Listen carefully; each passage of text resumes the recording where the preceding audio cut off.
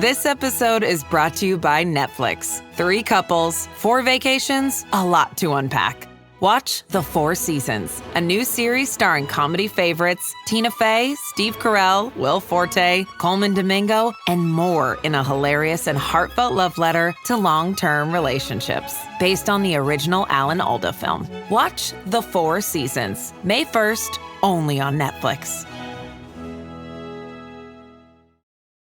Ladies, you'll end up shopping for your guy's deodorant, right? So try Degree's Original Cool Rush. You see, last year, Degree changed the formula, and men were mad. One guy even started a petition. So Degree admitted they messed up and brought the Original Cool Rush scent back. It's clean, crisp, and actually smells like someone you want to cuddle. And it's in Walmart, Target, and other stores now for under $4. So toss one in your cart and find out why it's the best-selling men's antiperspirant for the last decade. Degree Cool Rush is back, and it smells like victory. Welcome back, True Crime Army. I am your host, Margot, and this is Military Murder, a show where I focus on crimes committed by military members and veterans.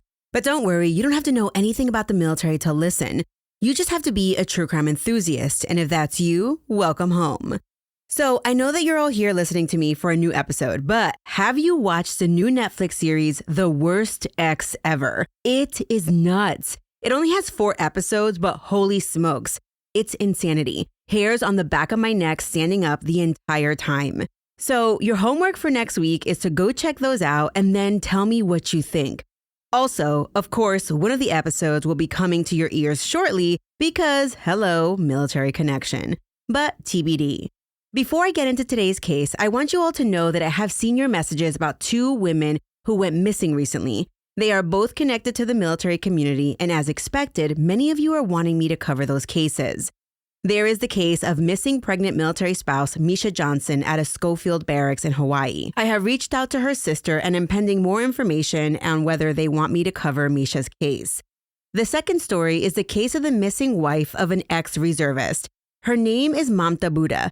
Her husband has already been charged with her murder, but the whereabouts of her remains are unknown as of this recording. I will do a little more digging on Mamta's case. It's a story out of Virginia, and hopefully I will bring it to you shortly. That being said, today's story reminds me of these 2 women's cases. It started out as a missing persons case, and they charged and convicted someone of her murder. But even after a conviction, that person continued to announce their innocence, and the woman's body had not been found. Until one day, this person realized he really wanted an Xbox in prison. More than he wanted to maintain his lie. Yeah, this is that story. Join me today as I tell you the story of Venus Stewart out of Michigan. Now, let's dig in. Military murder is an independent project and is not endorsed by the Department of Defense or any military component. The views expressed are those of the host. The content of this podcast is not meant to be legal or medical advice. Warning, this episode contains graphic details of murder and is not suitable for young listeners. Listener discretion is advised.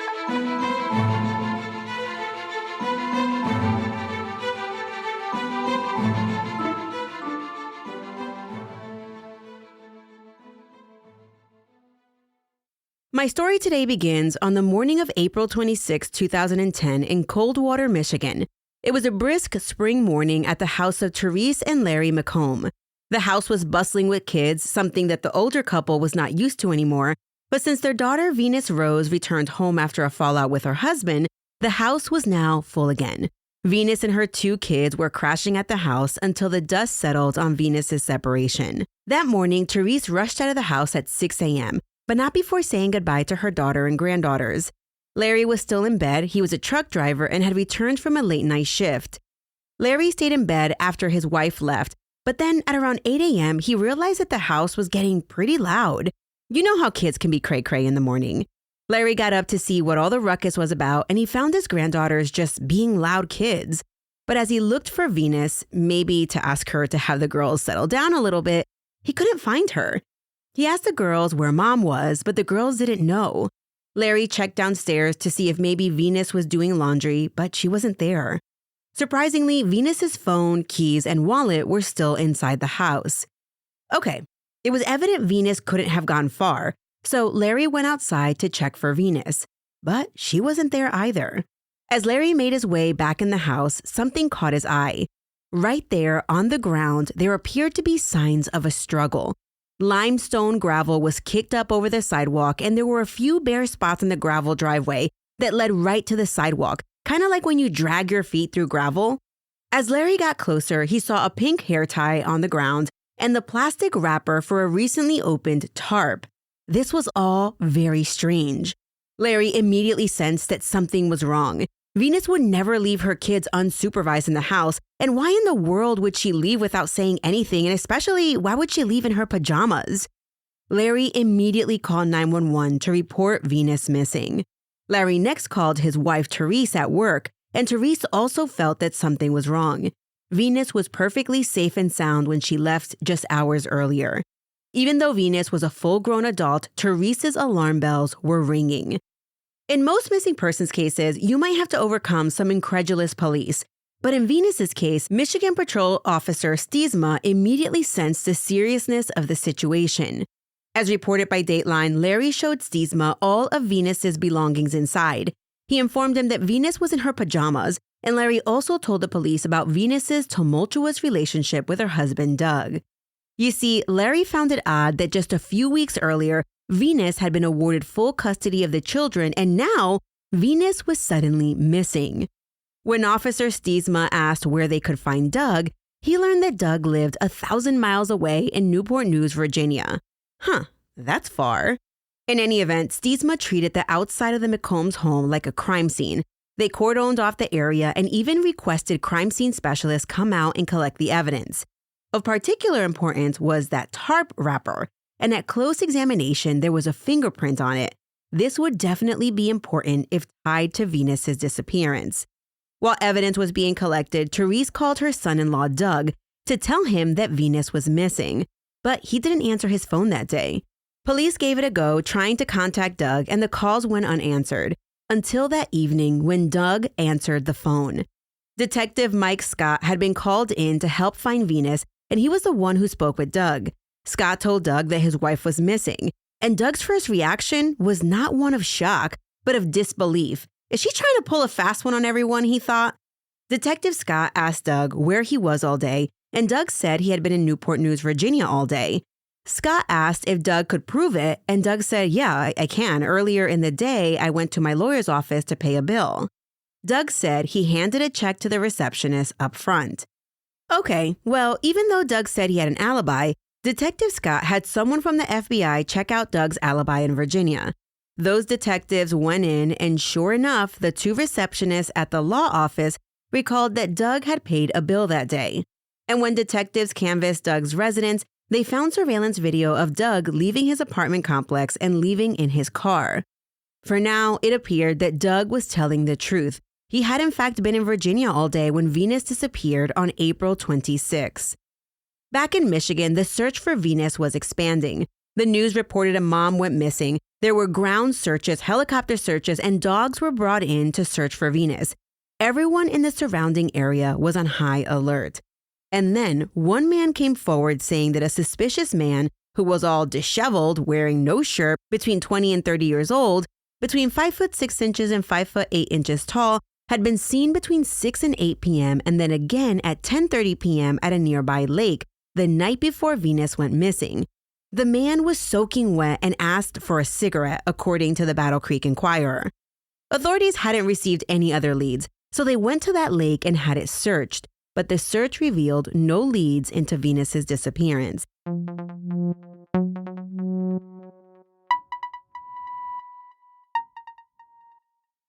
Today's episode is sponsored by Acorns, and April is Financial Literacy Month, an entire month dedicated to taking control of your money. Because honestly, no one really taught me how to manage money growing up. I didn't learn about investing until I was well into adulthood. But what I love about Acorns is that it makes it easy to start saving and investing for your future in just 5 minutes. I know, April is an entire month, but you don't need an entire month to learn.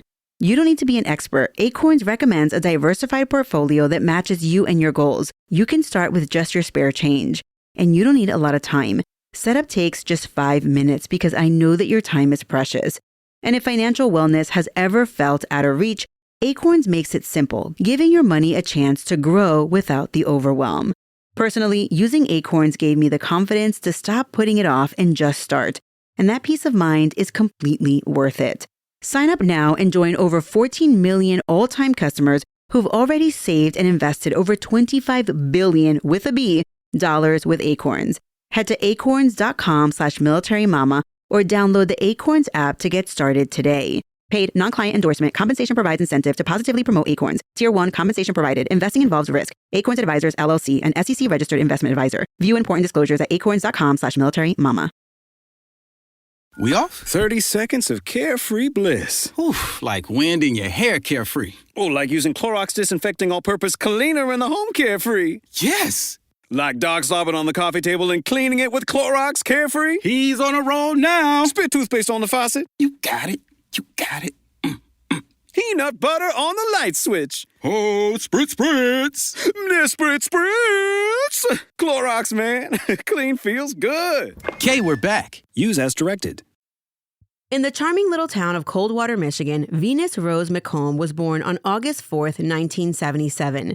Her parents, Larry and Therese, were over the moon convinced their little girl was a goddess sent from heaven. Therese, with all the pride in her heart, couldn't even begin to describe the love she felt when she first laid eyes on her little girl. Along with her brother Dustin and sister Tiffany, the McComb household was a lively place filled with giggles and shenanigans. Fast forward to high school, and Venus was graduating Bronson High School as part of the class of 1992. Next up was Western Michigan University, where she dove headfirst into criminal justice with big dreams of joining law enforcement. However, after realizing she had a bit of a dislike for guns, she had to pivot her plans. No worries though, she landed a job at PNC Bank where she flourished in the fraud department. So she was still using her criminal justice background. Venus's parents often joked about her trusting nature. It was endearing, but also a bit, shall we say, naive. There was that classic moment when Venus announced meeting a guy who claimed to be in the mafia, only to later discover he was just a fast food employee at McDonald's. Talk about a plot twist. By 2002, at 24 years old and almost a graduate, Venus was about to embark on another exciting adventure. Thanks to her friend Jamie, she was introduced to Jamie's brother, Doug Stewart, a charming Marine with a beautiful smile. Their first date? A fun movie night with a group of friends. And let's just say the sparks flew. Doug had the best description of Venus: smart, articulate, and beautiful. And well, he meant what he said because they obviously didn't waste a minute. Just 4 days after their first date, they tied the knot. What in the history of fast military marriages is that about? Listen, if you're listening to this episode and you and your boo married within a week of meeting, please send me your love story. I would love to read about it. And who knows, I might share your love story, or maybe your not so lovey story, depending on how it ended, on my next Tales from the Trenches. Anyway, and so it begins. But how do you tell your parents that you married a guy you just met? Not really sure how Venus got the nerve to tell her parents, but they would later tell Dateline that they felt blindsided. They didn't know what to think. But Venus's brother liked Doug. He was outdoorsy, and they often got to go hunting and fishing together. Well, after a year of being a military wife, Venus encouraged Doug to leave the Marine Corps. And in 2003, Doug did. Together, they moved to Schoolcraft, Michigan, not far from where they both grew up. Venus found a job at a bank, and Doug worked at an Applebee's and Pizza Hut. A year after moving to Michigan, the Stewarts began adding members to the family. First came a daughter in 2004, and a second daughter in 2006. Venus was making more money at the bank, so it made financial sense for her to return to work and for Doug to stay home with the girls while he looked for better employment opportunities. Instead, though, Doug took a particular liking to video games. I mean, who wants a real job when you can play video games all day? This created a serious rift among the young couple. Venus was out busting her rear while her husband was home, taking care of the kids, but then he'd reportedly play games such as Call of Duty and Halo for 6 to 10 hours per day. Doug's Xbox Live became his life, and he built many friendships through the internet. Venus, of course, complained to her mother, who believed that Doug was very immature. As the couple worked through their issues, Venus began to feel like maybe they just needed a change of scenery. Doug agreed, and the couple just put their heads together to figure out where in the world they would go. Their options all centered around theme parks. Williamsburg, Virginia had Busch Gardens. Miami, Florida was near Disney. Houston, Texas, well, they had SeaWorld and Six Flags. Ultimately, the couple settled on Newport News, Virginia. But guess what? The change of scenery changed absolutely nothing. And before long, Venus and Doug were down each other's throat. And now, without the support of family. One night, Doug returned home from doing who knows what, and no one was home. His kids, gone. Wife, gone. Dog, gone. Doug freaked out and he called the police to report everyone missing. The cops, well, they actually knew exactly where Venus and the kids were. You see, earlier that day, she had paid a visit to the police station to file a complaint against her husband. As reported by CBS News and police reports, Venus filed a complaint alleging that Doug had physically abused her and sexually abused their daughters. Well, I'm not sure what went down with the Newport News police, but they informed Venus at some point that they would not be investigating her claims. And Venus said, F this nonsense. My words, not hers. And she took her 5- and 2-year-old daughters and the dog and returned to Michigan. Venus was officially done with Doug. The Daily Beast did some digging, and they found that prior to Venus's disappearance 2 years before, Venus had filed for a protective order against Doug, writing, quote, I am scared to death, and every day I live in constant fear, and I am constantly looking over my shoulder, wondering when he will appear again, end quote. In that complaint, Venus allegedly claimed that Doug threatened to take the kids away.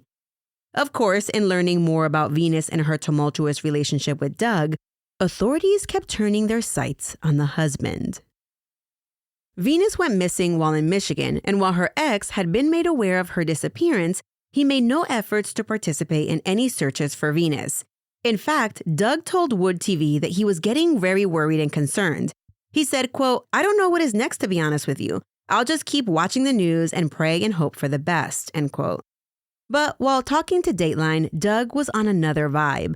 Doug actually believed that even though Venus fought and won full custody of the kids in court, well, according to him, the pressure of being a single mom and doing it all alone put a lot of pressure on her, and he felt she crumbled under the pressure and, quote, pulled another fast one. She ran off, couldn't handle the commitment of the situation she was in with the children by herself, end quote. Doug especially felt it was plausible since Venus had vanished before. Remember that time in Virginia when she left with the kids and the dog? I mean, it's not the same, but in Doug's head, it was the same. Despite the fact that Doug had an alibi for the day that Venus disappeared, no one was convinced he wasn't actually somehow involved. So in May, Michigan detectives paid Doug an impromptu visit in Virginia. They just popped on by. They didn't come alone, though. They brought a forensics team with them. Investigators chatted with Doug, and Doug was so sure he had nothing to do with Venus's disappearance that he allowed investigators to search his apartment, seize his computers, and even allowed them to search his truck. Clearly, he was a man with nothing to hide. While looking through the truck, investigators noted two things. One, his truck was filthy, but among the filth was a Walmart receipt. When they looked at the Walmart location, it was a Walmart located in Ohio, just 2.5 hours from where Venus was staying when she went missing. Well, what business did Doug have in Ohio at Walmart just hours surrounding his wife's disappearance? And what could he have possibly purchased at Walmart? Well, I'm glad you asked. The Walmart receipt showed that the person purchased a tarp, a shovel, gloves, and a hat. And the purchase was made the night before Venus was last seen. Now, investigators started wondering if Doug possibly had an accomplice in Virginia who helped Doug appear to be in two places at once. A detective went down to Doug's attorney's office in Newport News to ask the two receptionists more specific questions about Doug. Particularly, they wanted a description of the man who showed up to pay Doug's bill. Well, the front staff said the guy who came in to pay Doug's bill was wearing a hat, mirrored glasses so we couldn't really see his eyes, and he was wearing a hooded sweatshirt with the hood pulled over his head. They admitted that they weren't 100% sure it was Doug. Oh, and another thing they remembered, Doug didn't make eye contact, he didn't speak to them directly, and he left quickly after paying without taking his receipt. Although a far ways from a silver bullet, authorities felt they were one step closer to poking a giant hole in Doug's alibi. Well, once Venus was reported missing, the Stewart girls were placed with their grandparents in Michigan. Although my sources don't specify a time frame, at some point after Venus's disappearance, Doug moved out of his Newport News apartment and he returned to Michigan. Then one day, Larry, Venus's dad, got a call from Newport News. It was Venus's old landlord. I guess Larry had been listed as an emergency contact. Anyway, the landlord wanted Larry to know that once Doug vacated the premises, he left a lot of items behind, including the girls' toys and family pictures. The landlord felt bad throwing them out without first offering them to the family. Larry agreed to pick them up. It might be the last photos that he would have of his daughter if she was never found. While visiting the apartment complex to grab the items, Larry met a lot of Venus's prior neighbors who heard about Venus's disappearance. They told Larry that they really enjoyed Venus and the girls, but honestly, they could care less for Doug. Then Venus's grandfather received a call from someone claiming to be Venus. The person claimed that Doug had nothing to do with her leaving, but that was it. Eventually, the call was determined to be a hoax, or maybe Doug was behind the call. Back in Michigan, Doug attempted to regain custody of his children, claiming their mother had abandoned them. During the custody hearing, Doug was denied custody and even denied visitation with the girls. Custody was given in favor to Venus's parents in her absence. And this did not make Doug happy. As Doug maintained his innocence, authorities dug deeper and they obtained Doug's phone records, hoping to see something that might give them a lead. And then, as they were scrolling the phone bill, something popped out at them. There was continuous calls to and from one particular number beginning 4 days prior to Venus's disappearance. Then, both phones were turned off, and then the calls from that same number started back up again after the phones were turned back on. Investigators discovered the phone number belonged to a 20-year-old college student named Ricky Spencer. Ricky lived in Bear, Delaware with his parents. He had a clean record, his dad owned a vet clinic, and by all accounts, Ricky had a good relationship with his parents and siblings. Armed with his cell phone records, 8 weeks after Venus went missing, investigators paid a surprise visit to Ricky. When investigators arrived, they were surprised at how much Ricky resembled Doug. They asked Ricky if and how he knew Doug, and Ricky revealed that they met online through Xbox Live a year and a half earlier. When investigators asked if they had ever met in person, Ricky said yeah, they met that year for the first time during spring break beginning on April 1st, 2010, when Doug invited Ricky to stay at his place in Newport News. Ricky said that they hung out and played games, and they attempted to go out to the bars, but that was uneventful since Ricky was not 21 yet and couldn't get in. Ricky agreed that the visit was a little odd because Doug was so much older than him, but what bonded them together was their love for Xbox games. Ricky said he was there for a week and then he left and that was the last time he saw Doug. Well, investigators had seen the phone records, and although both Ricky and Doug's phones were turned off at the same time, at one point, Ricky's phone was briefly turned on, and when it turned on, it pinged near Doug's apartment. When detectives asked Ricky if he knew anything about Doug's wife, he said that he recently heard that she had gone missing, but he didn't know anything about that. The investigators were like, well, just so you know, we are aware that Doug abducted his wife and killed her, and they also knew that someone helped Doug impersonate himself by dropping off payment for a lawyer's bill. Ricky was like, well, it wasn't me. In fact, he claimed to have even stopped talking to Doug after that awkward spring break trip. Through their investigative techniques, eventually they got Ricky talking, but all Ricky would initially say was that Doug told him he needed to go to Michigan to take care of business, specifically to see his wife and get rid of her. Ricky admitted that he went to Newport News and posed as Doug, both at his apartment complex and at the legal office, to offer an alibi for Doug. But Ricky swore he didn't know Doug was going to kill anyone. With this new information, authorities had enough to arrest and charge Doug. Venus was declared dead and Doug was arrested. During his arrest, Doug continued to say that his wife was playing a cruel, cruel joke on him.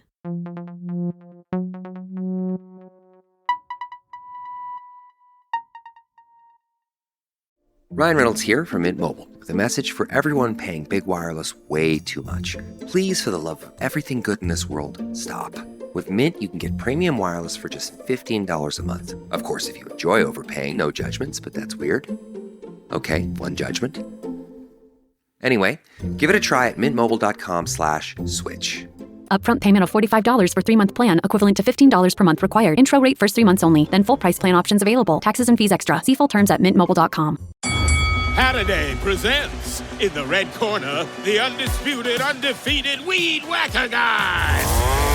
Champion of hurling grass and pollen everywhere. And in the blue corner, the challenger, extra strength Halliday. Eye drops that work all day to prevent the release of histamines that cause itchy allergy eyes. And the winner by knockout is Halliday. Halliday, bring it on. In February of 2011, in the town of Centerville, Michigan, Doug's trial for premeditated first-degree murder kicked off, sending ripples of shock through the community. As the charges unfolded, Doug found himself bewildered, pleading not guilty and insisting that there must have been some colossal mistake leading to his arrest. Surely, he thought, he would soon be free and perhaps even receive an apology. As the courtroom drama began, State Trooper Stiesma took the stand for the prosecution, sharing insights about the evidence collected at the scene, as well as the nature of Doug and Venus's relationship. He vividly recalled arriving at the scene to find Therese, Venus's mother, in a state of near hysteria, repeatedly crying out, "He took her!" Larry and Therese took the stand next, patiently describing Venus as a devoted mother who would never leave her children alone, painting a picture of a caring and responsible woman who adored her kids. A Walmart employee added a splash of intrigue to the proceedings, recounting a memorable encounter with Doug during a chilly visit to an Ohio store. She vividly remembered his unusual choice of attire, Hawaiian flowered swim trunks paired with a mismatched shirt. Quite the standout ensemble for the season. The jury was treated to surveillance footage from Walmart showcasing Doug wandering the aisles and meticulously selecting his purchases: a hat, gloves, a tarp, and a shovel. Another witness from the lawn and garden section of Walmart noted Doug's peculiar outfit as well, recalling how he had asked about lime, only to learn it wasn't in stock. When it was her turn to identify Doug in the courtroom, the woman seemed to tremble in fear, managing to say, "I remember his eyes more than anything else." Now, let me stop here. Have you ever stopped to wonder how terrifying it must be to be swept into a murder trial just by the nature of your employment? Like, you're just living your life, minding your own damn business, when you find out you were the checkout person for a murderer who is now at trial. I mean, that is terrifying. And what happens if they're actually guilty but get acquitted? Do you have to live life looking over your shoulder, wondering if this person is going to come after you? I mean, that's super stressful. Okay, perhaps the most damning piece of evidence presented at Doug's trial, though, was a fingerprint found on the tarp wrapper in the McCombs' yard, conclusively linking Doug to the crime scene. Why would his fingerprints be there, unless, of course, he was the one who took Venus? But it was their star witness who single-handedly destroyed Doug's alibi. Ricky Spencer testified that he and Doug were like brothers. During the spring break visit, they bonded over amusement park outings and Xbox games, living it up as best buds. However, the narrative took a darker turn when Ricky divulged how Doug had convinced him that Venus was abusing their 2 daughters, a stark contrast to the trial testimonies confirming her loving nature as a mother. In an even more shocking revelation, Ricky described how Doug had recruited him to help fabricate a false alibi, planning for Ricky to impersonate him in Virginia while Doug traveled back to Michigan to carry out the alleged crime. As the trial unfolded, the tensions grew, each piece of testimony weaving a complex tapestry of allegations and relationships as the court held its collective breath, waiting for the truth. On the stand, Ricky Spencer provided a detailed account of the elaborate murder plan that Doug had concocted. According to Ricky's testimony, he would stay at Doug's apartment, cleverly utilizing Doug's credit card, key fob, and even his wardrobe to create the illusion that Doug had never left Virginia. Meanwhile, Doug would make the long drive to Michigan, steering clear of toll roads, paying for gas with cash, and keeping communication with Ricky under wraps by using prepaid cell phones. However, Doug's scheme hit a giant snag right from the start, when he purchased a prepaid phone using a credit card, which generated an electronic receipt. This receipt didn't just show his purchase, it recorded the unique ID of the phones, making it all too easy for investigators to trace Doug's every move. Oh my word, I love this so much for this idiot. Thanks to GPS technology, Doug's whereabouts became almost as clear as if he were carrying a conventional cell phone. 2 long years after Venus's mysterious disappearance, her Aunt Mary was still at the forefront of the search efforts, tirelessly leading volunteer groups each weekend in hopes of finding her niece. Because remember, even though they're at trial for Venus's murder, her body has never been found. The areas they scoured were strategically chosen, linked to the records of cell phone calls made by Doug Stewart back in April of 2010. While Doug thought he had outsmarted the system by using track phones that he believed to be untraceable, law enforcement still managed to map out a trail of activity based on phone tower locations. This pinpoint information became a crucial element in the investigation, offering a timeline that would eventually play a vital role in the unfolding courtroom drama. Ricky continued with his testimony. On April 15th, the stage for betrayal was set when Ricky and Doug met at a gas station in Bethesda, Maryland. With a sense of urgency, Doug handed over his clothes, cell phone, apartment keys, car keys, and even a credit card to Ricky, who was about to step into the life of his friend. Doug then departed for Michigan, casually stating that he needed to, quote, take care of business, while Ricky returned to Virginia, seamlessly unaware of the gravity of the situation. Surveillance footage played for the jury captured Ricky seamlessly slipping into Doug's life, driving his car, sporting his clothes, and even using his credit card for a quick meal at Wendy's. This bizarre charade led many to ponder whether Ricky truly understood the seriousness of their actions or if he simply viewed it as a twisted game. As the trial continued, Ricky revealed chilling details of Doug's intentions, which made it clear that Ricky knew exactly what Doug was planning to do. Ricky testified that Doug's plan involved strangling Venus and burying her in a predetermined location. However, Doug's initial attempt to carry out the plan hit a snag when an Ohio trooper pulled him over during his drive to Michigan. The traffic stop proved to be a blip in Doug's alibi that he was in Virginia. So, after the stop, Doug called Ricky and told him he needed to add a day to his trip. Ricky hesitated, reluctant to proceed with something that already made him uncomfortable. Doug's pressure, however, was relentless. He made it clear that if Ricky didn't help him, he would resort to violence against everyone. Venus, her parents, and all adults in the house, sparing only his children. Reluctantly, Ricky found himself ensnared in Doug's web. In a moment of raw honesty, Ricky recounted Doug's words to the jury, quote, he was telling me I talked to my dad already about this, and my wife is physically and mentally hurting my kids. If I wasn't 100% sure that my kids were going to be injured or killed by my wife, and if I didn't do anything and find out one day that they're injured or dead, that I will go on a rampage, end quote. The courtroom fell silent as the weight of Doug's words and the extent of his plans sunk in, amplifying the tension and disbelief of those present. What had begun as a reckless scheme spiraled into a dark narrative that blurred the lines between an Xbox friendship and betrayal. And the thing about Doug's rampage is that it included a slew of people, lawyers, prosecutors, jurors, which made everything even more scary. Doug's defense attorney was mortified by this discovery, and they immediately asked for a mistrial, stating that allowing the jury to continue after hearing this testimony would create fear in them that basically the defendant had threatened their lives. But the judge denied the motion for mistrial, instead agreeing to give the jury a special instruction. After that moment of shock and awe in the courtroom, Ricky continued describing the day of the actual abduction.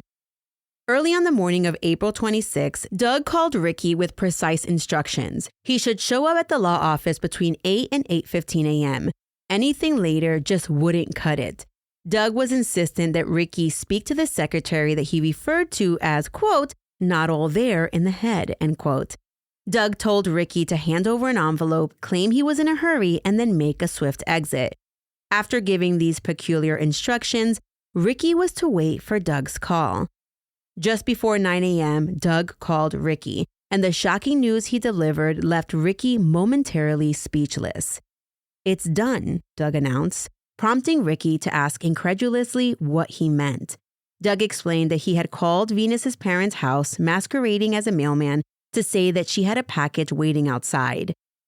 After learning what Doug was capable, Ricky now feared for his life. Later in the day, after Doug made his return trip home, Doug and Ricky met up to exchange clothes, keys, phones, and Doug's credit card. And in a moment tinged with dark humor, Ricky asked Doug if he was going to kill him too. "No," Doug replied, to which Ricky sighed in relief and quipped, "Good, because that would suck."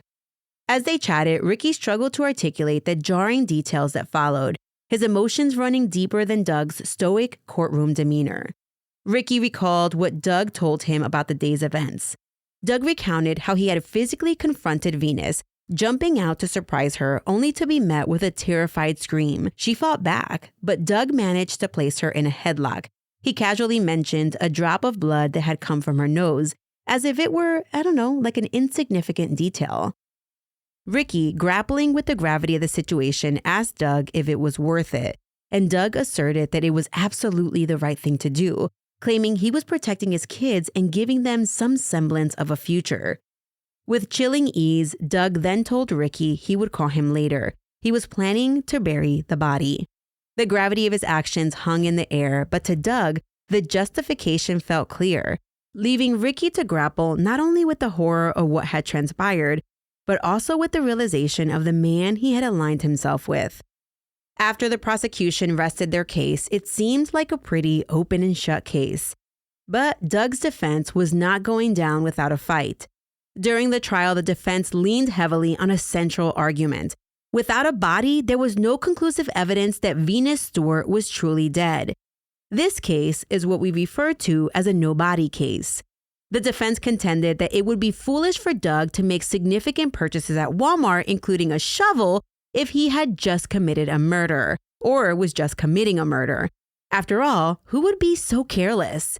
The defense further pointed out the lack of witnesses in Michigan, asserting that no one had seen Doug there, let alone witnessed him harming Venus, and she allegedly vanished in the morning. Who would abduct someone in broad daylight? The defense particularly took aim at the prosecution's star witness, Ricky. Ricky's credibility was shot. They portrayed him as a man whose testimony was tainted by a sweetheart deal. They argued that Ricky's agreement to testify against Doug in exchange for a lesser charge, allowing him to plead guilty to conspiracy to commit manslaughter instead of facing potential prison time for murder, made him a dubious witness at best. After skillfully cross-examining Ricky, the defense chose not to call any witnesses of their own, resting their case on the idea that reasonable doubt remained in the case. Thus, their client would be found not guilty.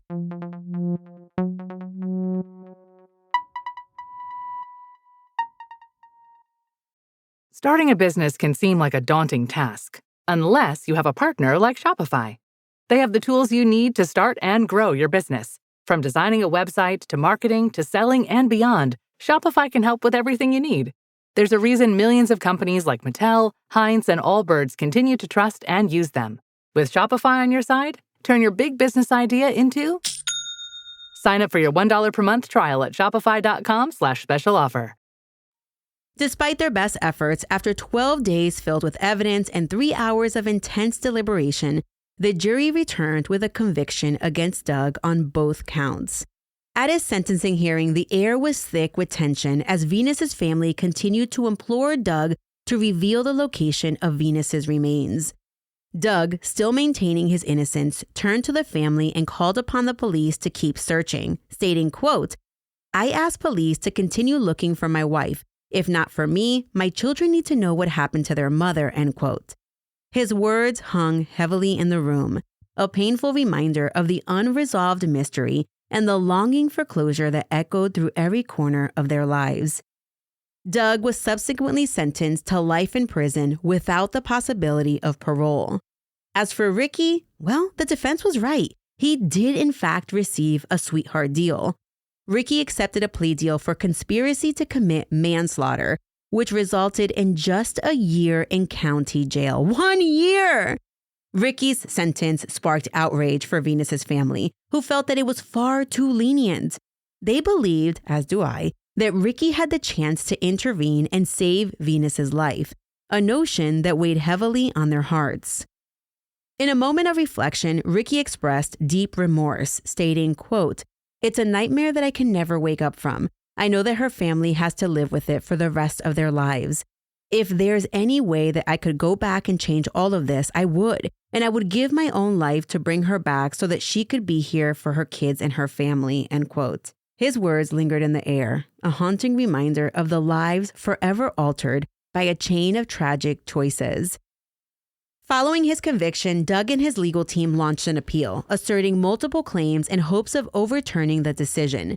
One of their primary arguments revolved around a supposedly inappropriate secret conversation that had taken place between the trial judge and the prosecutor, which the defense attorney claimed to have overheard.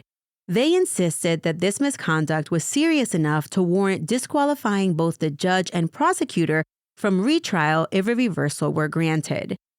Doug's lawyers also challenged the admissibility of testimony regarding Doug's threatening statements about going on a rampage if anything were to happen to his children. They argued that this testimony was prejudicial and should have led to a mistrial. Further complicating matters, the defense cited discovery violations involving a prosecution expert witness and contended that the testimony from that witness should have been excluded from the trial. They maintained that Doug was denied a fair trial when the judge rejected their motion to disqualify himself after the alleged ex parte communication with the prosecutor. Additionally, the attorneys alleged prosecutorial misconduct during the closing arguments, labeling the conduct as inappropriate and damaging to Doug's case. However, the appeals court, along with a subsequent federal habeas review, dismissed these arguments and upheld Doug's conviction.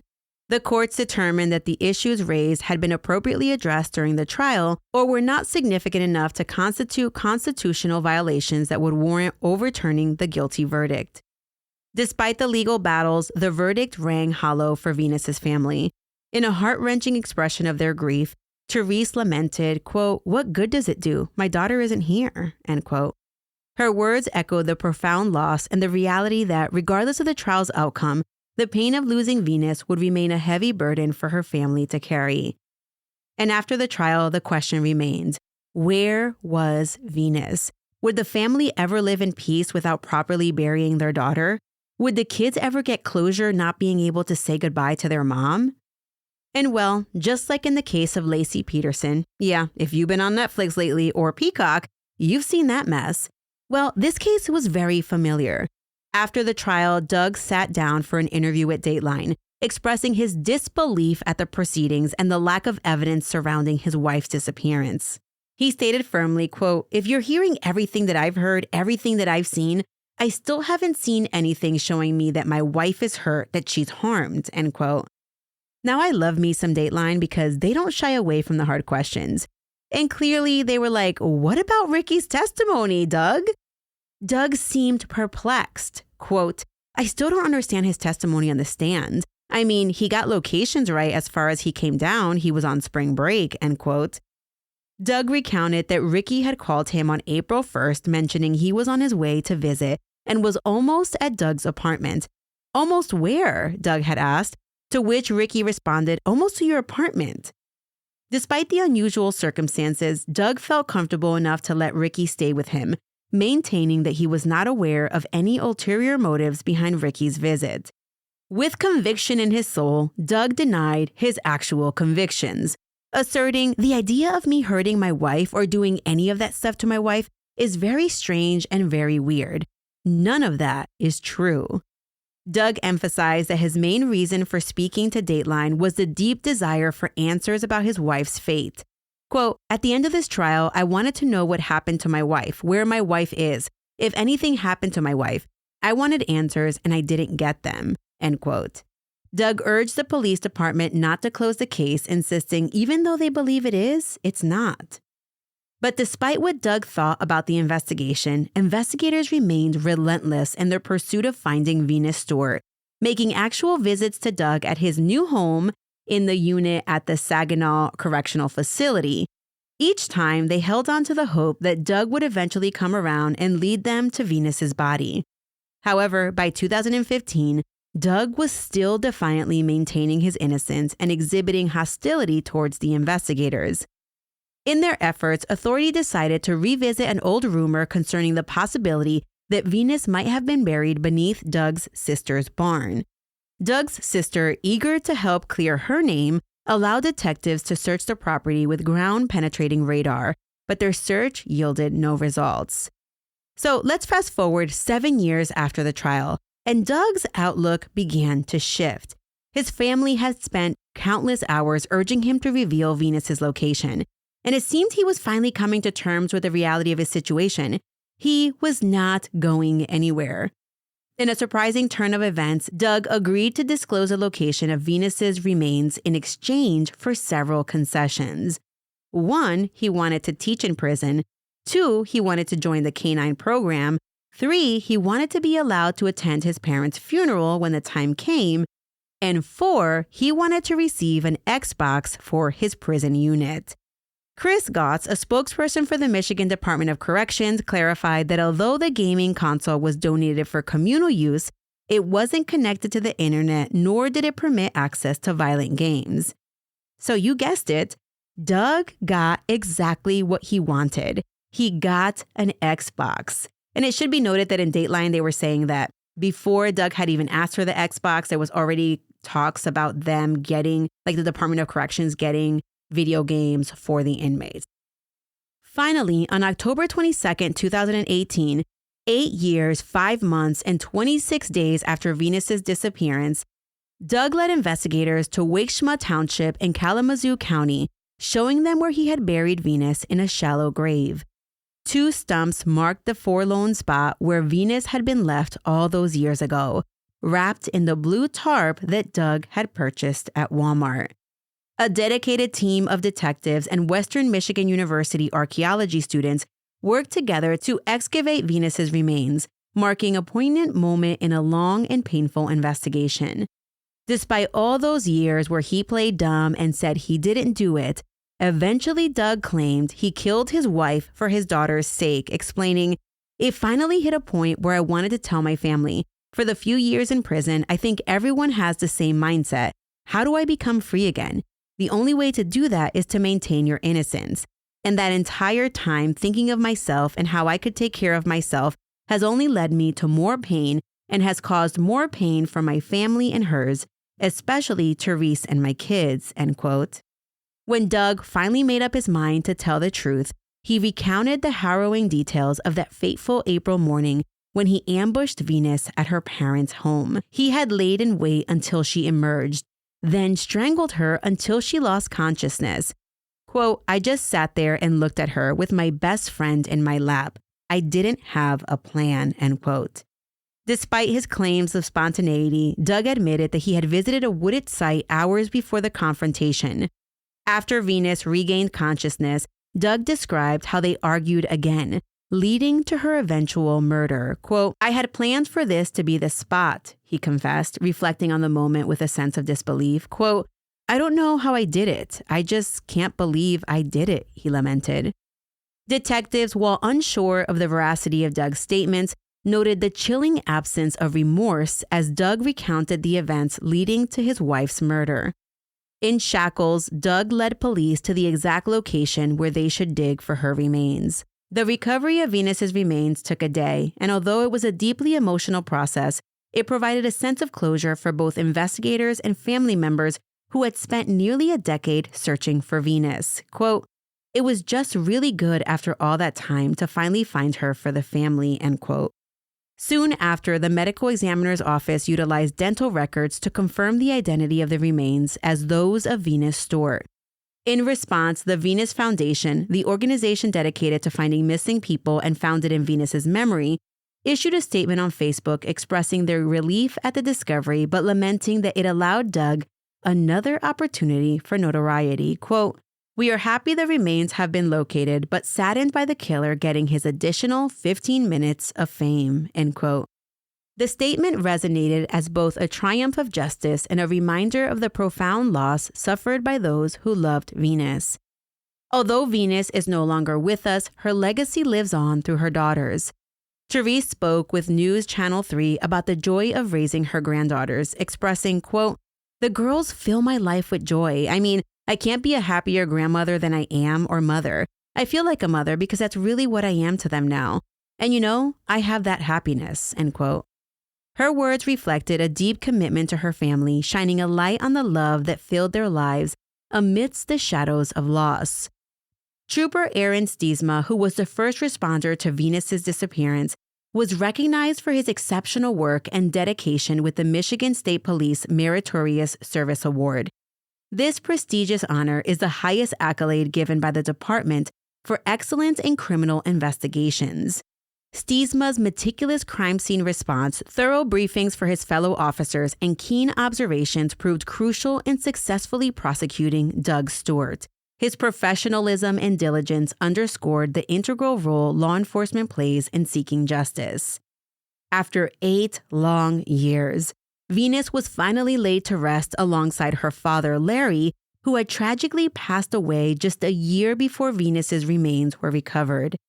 This bittersweet moment brought some sense of closure to the family, allowing them to honor her memory in a peaceful resting place.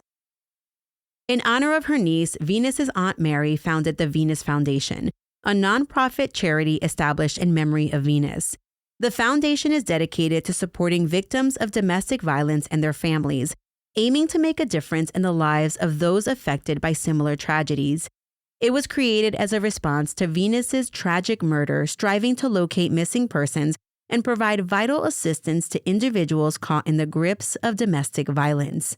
Through this foundation, Mary channeled her grief into a mission of hope, ensuring that Venus's legacy would never be forgotten while helping others in the community. You can find more information about the Venus Foundation by visiting facebook.com/Venus Foundation.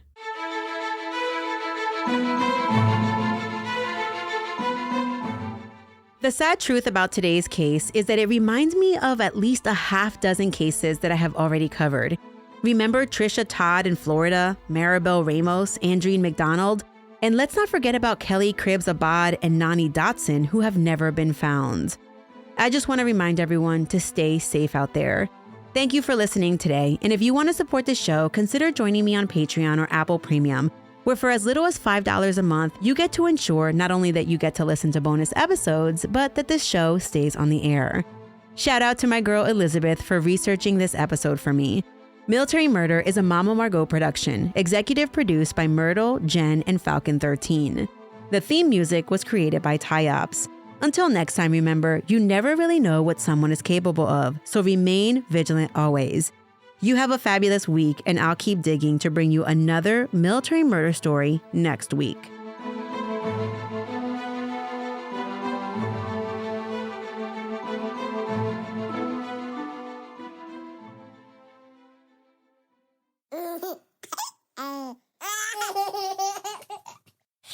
Mama's working on her podcast. I don't want to.